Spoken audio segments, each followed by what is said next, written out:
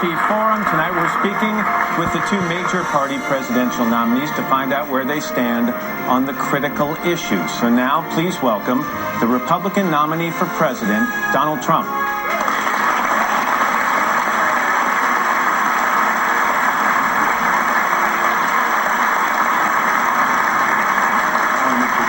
Thank you, Matt. You're over there. Good to see you. Thank you, Matt. Thank you very much for joining us. You heard me say to Mrs. Clinton, Secretary Clinton, and it didn't completely work out toward the end there. As much as possible, I'd like you to tell our veterans and our people at home why you are prepared for the role of Commander-in-Chief and try to keep the attacks to a minimum. We've had a year of that and maybe 60 more days of it. To a minimum, absolutely. Okay, perfect. To a minimum. I guess that's a question of definition. I guess. Anytime you interview a president, sitting or past president, they will tell you that the most daunting part... Was I supposed to answer this question? No. I mean, just keep the attacks to a minimum. Anytime you talk to a president, they'll tell you the most daunting part of the job is the role of Commander-in-Chief. Right. What have you experienced in your personal life or your professional life that you believe prepares you to make the decisions that a Commander-in-Chief has to make? Well, I've built a great company. I've been all over the world. I've dealt with foreign countries. I've done very well, as an example, tremendously well dealing with China and dealing with so many of the countries that are just ripping this country. They are just taking advantage of us like nobody's ever seen before. And I've had great experience dealing on an international basis. I look today and I see a Russian plane circling our planes. They're taunting us. I see in Iran, I see the boats taunting our ships, our destroyers. But what have you done in your life that prepares you to send men and women of the United States into harm's way? Well, I think the main thing is I have great judgment. I have good judgment. I know what's going on. I've called so many of the shots. And I happened to hear Hillary Clinton say that I was not against the war in Iraq. I was totally against the war in Iraq. You can look at Esquire magazine from 2004. You can look at before that. And I was against the war in Iraq because I said it's going to totally destabilize the Middle East, which it has. It has absolutely been a disastrous war. And by the way, perhaps almost as bad was the way Barack Obama got out. That was a disaster. People talk about you and Commander-in-Chief, and not just Secretary Clinton, but some of your Republican opponents in the primary season, and they wonder about your temperament. They say, does Donald Trump have the temperament to be Commander-in-Chief? You said something recently that I found interesting. You admitted that sometimes in the heat of a debate or when you're talking about a lot of issues, you say things that you later regret. So can we afford that with a Commander-in-Chief, to have a Commander-in-Chief who says things that he later regrets? Well, when you say regret, yeah, sure, I regret. But in the meantime, I beat 16 people, and here I am. So, to a certain extent, there is a regret. I would have liked to have done it in a nicer manner. But I had 16 very talented people that I had to go through, and that was a lot of people. But when you say that was a record, Matt. That was a record in the history of Republican politics. I was able to get more votes than anybody ever has gotten in the history of Republican politics. But when you say inflammatory things in a presidential campaign, it's different than saying them when you're Commander-in-Chief. If you say things you regret when you're Commander-in-Chief, you can spark a conflict, you can destabilize a region, you can put American lives at risk. Can we afford to take that risk with you? Well, I think absolutely. I think if you saw what happened in Mexico the other day, where I went there, I had great relationships, everything else. I let them know where the United States stands. I mean, we've been badly hurt by Mexico, both on the border and with taking all of our jobs, or a big percentage of our jobs. And if you look at what happened, look at the aftermath today, where the people that arranged the trip in Mexico have been forced out of government.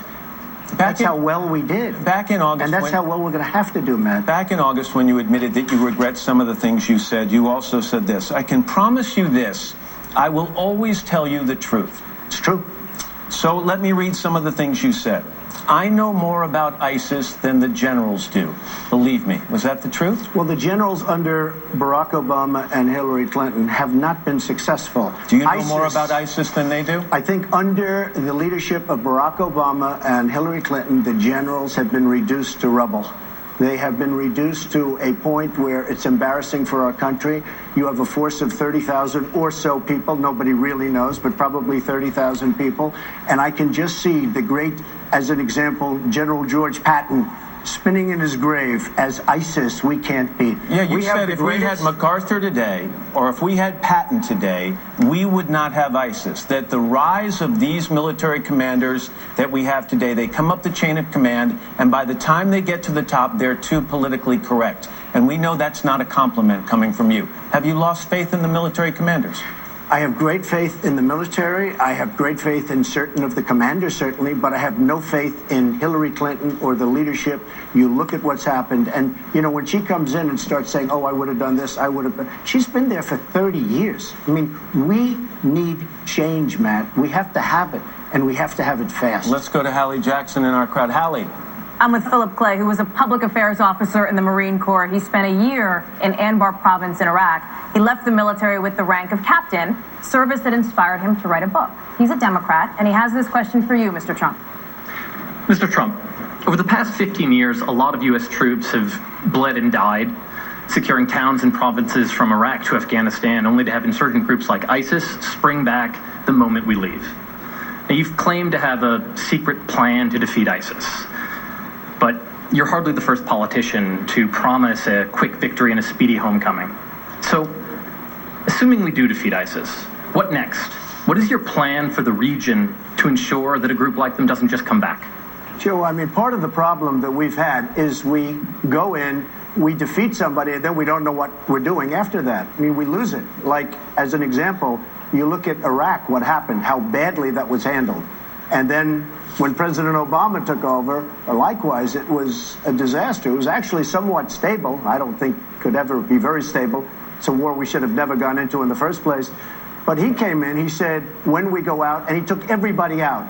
And really, ISIS was formed. This was a terrible decision, and frankly, we never even got a shot. And if you really look at the aftermath of Iraq, Iran is going to be taking over Iraq. They've been doing it, and it's not a pretty picture. And I think you know, and because you've been watching me, I think for a long time, I've always said, shouldn't be there, but if we're going to get out, take the oil. If we would have taken the oil, you wouldn't have ISIS, because ISIS formed with the power and the wealth of that oil. How are we going to take the oil? How are we going to do that? You would leave a certain group behind, and you would take various sections where they have the oil. They have... people don't know this about Iraq, but they have among the largest oil reserves in the world, in the entire world. And we're the only ones. We go in, we spend $3 trillion, we lose thousands and thousands of lives, and then, Matt, what happens is we get nothing. You know, it used to be to the victor belong the spoils. Now, there was no victor there, believe me, there was no victor. But I always said, take the oil. One of the benefits we would have had if we took the oil is ISIS would not have been able to take oil and use that oil. Let me stay on ISIS. To fuel themselves. Let me stay on ISIS. When we've met in the past and we've talked, you say things like, I'm going to bomb the expletive out of them very quickly. And when people like me press you for details, like that gentleman just said, on what your plan is, you very often say, I'm not going to give you the details because I want to be unpredictable. Absolutely, the word is unpredictable. But yesterday you actually told us a little bit about your plan in your speech. You said this, quote, we're going to convene my top generals and they will have 30 days to submit a plan for soundly and quickly defeating ISIS. So is the plan you've been hiding this whole time asking someone else for their plan? No. But when I do come up with a plan that I like and that perhaps agrees with mine or maybe doesn't, I may love what the generals come back with. I will convene. But you have your own plan. I have a plan, but I don't want to, look, I have a very substantial chance of winning. Make America great again. We're going to make America great again. I have a substantial chance of winning. If I win, I don't want to broadcast to the enemy exactly what my plan is. And let me tell you, if I like maybe a combination of my plan and the general's plan or the general's plan, if I like their plan, Matt, I'm not going to call you up and say, Matt, we have a great plan. This is what Obama does. We're going to leave Iraq on a certain date. But you're going to convene a panel of generals, and you've already said you know more about ISIS than those generals. Well, there'd probably be different generals, to be honest with you. I mean, I'm looking at the generals. Today, you probably saw, I have a piece of paper here, I could show it, 88 generals and admirals endorsed me today. It's a number. And these are great. Well, it's not more really, numbers. It's not numbers.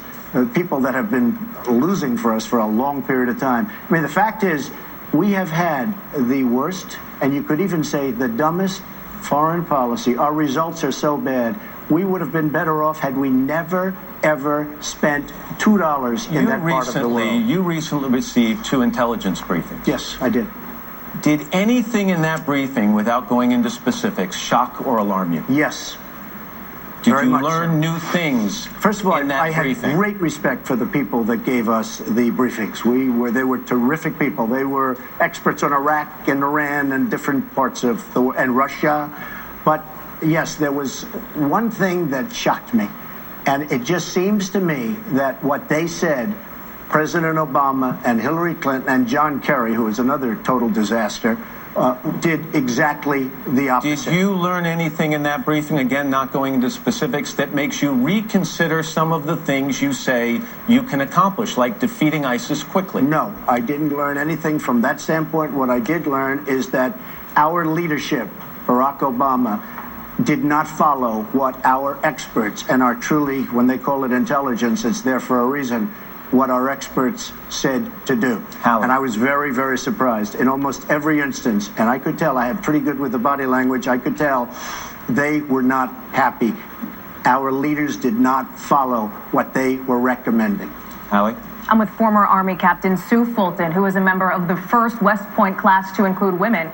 She served as a Signal Corps officer in Germany.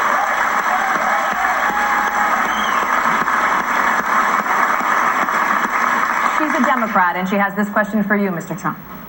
Mr. Trump. Hi, thank you very much. Thank you.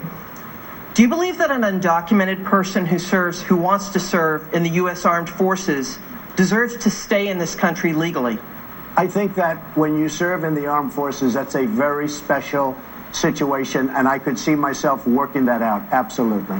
So she's saying has already served in the armed forces or wants to serve, plans to serve? Plans to serve in the armed forces. As you know, that under DACA, we already have people who are undocumented who are serving. I think military is a very special thing. If they plan on serving, if they get in, I would absolutely hold those people. Now, we have to be very careful. We have to vet very carefully. Everybody would agree with that.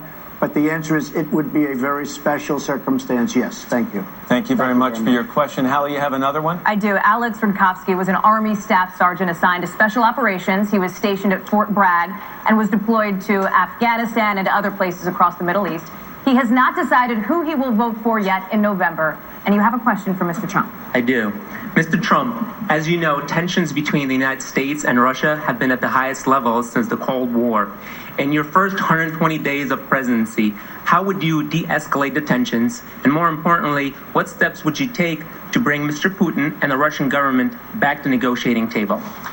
I think I would have a very good relationship with many foreign leaders. I think it's very sad when you look at Barack Obama, as an example, lands Air Force One in China, and they don't want to put out stairs to get off the plane. And he has to use the stairs that mechanics use to get up and down to fix the plane. They wouldn't give him stairs. I think it's very sad when he lands in Saudi Arabia and he lands in Cuba, and there aren't high officials to even greet him. This is the first time in the storied history of Air Force One. I think I would have a very, very good relationship with Putin, and I think I would have a very, very good relationship with Russia. As I said, take a look today. Take a look at what happened with their fighter jets circling one of our aircraft in a very dangerous manner. Somebody said less than 10 feet away. This is hostility. And I saw just 2 or 3 days ago, they looked like they were not exactly getting along. But I looked at President Obama and Putin staring at each other. These were not two people that were getting along. And you know the beautiful part of getting along? Russia wants to defeat ISIS as badly as we do. If we had a relationship with Russia, wouldn't it be wonderful if we could work on it together and knock the hell out of ISIS? Wouldn't that be a wonderful thing? Let me ask you about some of the things you said about Vladimir Putin. You said, I will tell you, in terms of leadership, he's getting an A. Our president is not doing so well. And when referring to a comment that Putin made about you, I think he called you a brilliant leader, you said it's always a great honor to be so nicely complimented by a man so highly respected within his country and beyond? Well, he does have an 82% approval rating, according to the different pollsters, who, by the way, some of them are based right here. Look. He's also a guy who annexed Crimea, invaded Ukraine, supports Assad in Syria, supports Iran, is trying to undermine our influence in key regions of the world, and according to our intelligence community, probably is the main suspect for the hacking of the DNC computers. Well, nobody knows that for a fact, but do you want me to start naming some of the things that President Obama does? But do you want to be complimented by that former KGB officer? Well, I think when he calls me brilliant, I'll take the compliment, okay? The fact is, look, it's not going to get him anywhere. I'm a negotiator. We're going to take back our country. You look at what's happening to our country. You look at the depleted military. You look at the fact that we've lost our jobs. We're losing our jobs like we're a bunch of babies. We're going to take back our country, Matt. The fact that he calls me brilliant or whatever he calls me is going to have zero impact. But the fact that you say you can get along with him, I think I'll be able to get along with him. Do you think the day that you become president of the United States, he's going to change his mind on some of these key issues? Possibly. It's possible. I don't know, Matt. It's possible. And it's not going to have any impact. If he says great things about me, I'm going to say great things about him. I've already said he is really very much of a leader. I mean, you can say, oh, isn't that a terrible thing? He called him. I mean, the man has very strong control over a country. Now, it's a very different system, and I don't happen to like the system. But certainly in that system, he's been a leader far more than our president has been a leader. We have a divided country. We have a country where you have Hillary Clinton with her emails that nobody's ever seen, where she deletes 33,000 emails, and that's after getting a subpoena from Congress. If you do that in private business, you get thrown in jail. Hallie? Korea, here with me, was in the Army Reserves and spent 10 months in Iraq right at the beginning of Operation Iraqi Freedom. He is a Republican and has this question for you. Good evening, Mr. Trump. Hi. I like what you say about supporting veterans and how they are important, but I haven't heard what the actual plans are to continue that support beyond words. How will you translate those words to action after you take office? Well, I love that question because I've been very close to the vets. You see the relationship I have with the vets just by looking at the polls. In fact, today a poll came out, and my relationship has been very good. I have a very, very powerful plan that's on my website that you possibly saw. One of the big problems is the wait time. Vets are waiting 6 days, 7 days, 8 days. And by the way, Hillary Clinton 6 months ago said the vets are being treated essentially just fine. There's no real problem. It's over-exaggerated. She did say that. She went on after that and laid out a litany of problems within the VA. Look, I mean, she made up half of the things she said about me. I'm telling you, she said she was satisfied with what was going on in the Veterans Administration. Now, under my plan, if you've got to wait, and by the way, people are dying online. They're dying, waiting to get to see a doctor. They're waiting 5 days and 6 days. Under a part of my plan, if they have that long wait, they walk outside, they go to the local doctor, they choose the doctor, they choose the hospital, whether it's public or private, they get themselves better. In many cases, it's a minor procedure or a pill or just a prescription. And they end up dying because they can't get to see the doctor. We will pay the bill. They go outside, they get a doctor, they get a prescription, they do what they have to do, and we pay the bill. That is something that I have been praised. And by the way, I never said take the VA, take it, the Veterans Administration private. I wouldn't do that. Too much respect for our people. I would never do that. Okay. I heard it was said that I said that I would not do that. But I do believe, when you're waiting in line for 6, 7 days, you should never be in a position like that. You go out, you see the doctor, you get yourself taken care of. Hallie, you've got another question. I do. Rachel Fredericks, who specialized in aviation's operations in the Marine Corps, serving stateside. She lost 2 friends to suicide, and you now struggle yourself with PTSD. She's a Republican, but leaning towards you, still undecided a little bit too. Rachel, you have a question for Mr. Trump. I do. Mr. Trump, I wanted to ask what your plan will be to stop 20 veterans a day from killing themselves. And actually, it's 22, and it's almost impossible to conceive that this is happening in our country. 20 to 22 people a day are killing themselves. A lot of it is they're killing themselves over the fact that they're under tremendous pain and they can't see a doctor. We're going to speed up the process. We're going to create a great mental health division. They need help. They need help. They need tremendous help. And we're doing nothing for them. The VA is really almost, you could say, a corrupt enterprise. If you look at what's going on, as an example, Matt, in Arizona, where they caught people stealing, and they can't even do anything about it. They can't even fire the people. So we are going to make it efficient and good, and if it's not good, you're going out to private hospitals, public hospitals, and doctors. Okay? Hallie, one more. Thank you very much. Donald Day here, who served as a radio operator in the Marine Corps in the Vietnam era. He had tours of duty in Southeast Asia and in Europe. He's also a Democrat and has this question for you. Mr. Trump, I have a daughter who was interested in joining the service, but when she researched the military, she saw the stats on sexual assault and decided not to go. I have a concern about the rape of women in our armed forces. As president, what specifically would you do to support all victims of sexual assault in the military? It's a great question, and it's a massive problem. The numbers are staggering, hard to believe even, but we're going to have to run it very tight. I, at the same time, want to keep the court system within the military. I don't think it should be outside of the military, but we have to come down very, very hard on that, and your daughter is absolutely right. It is a massive problem, but we have to do something about that problem, and the best thing we can do is set up a court system within the military. Right now, the court system practically doesn't exist. It takes too long. In 2013, on this subject, you tweeted this, quote, 26,000 unreported sexual assaults in the military, only 238 convictions. What did these geniuses expect when they put men and women together? Well, it is a correct tweet. There are many people that think that that's absolutely correct, and we need to have a strength. So this and we should need have to been expected, and does that mean the only way to fix it is to take women out of the military? And by the way, since then it's gotten worse. No, not to kick them out, but something has to be happen. Right now, part of the problem is nobody gets prosecuted. You have reported, and the gentleman can tell you, you have the report of rape and nobody gets prosecuted. There are no consequence. When you have somebody that does something so evil, so bad as that, there has to be consequence for that person. You have to go after that person. Right now, nobody's doing anything. Look at the small number of results. I mean, that's part of the problem. So many of the issues that we've talked about with you, Mr. Trump, tonight, and Secretary Clinton are so complex that even career military people and career diplomats and politicians have trouble getting their arms around them. Right. You've had a very different background in business. So nobody would expect you to have taken over the last 20 years really deep dives into some of these issues. But I'm curious about what you're doing now. What kind of research are you doing now? What kind of homework are you doing? What kind of things are you reading as you prepare for the day in 2 months where you might be elected the next president of the United States? Well, in the front row, you have 4 generals, you have admirals, we have people all throughout the audience that I'm dealing with. Right here is a list that was just printed today of 88 admirals and generals that I meet with and I talk to. How much time are you spending on this? A lot, and I'm doing a lot of different things. Don't forget, we're running a big campaign. We're doing very well.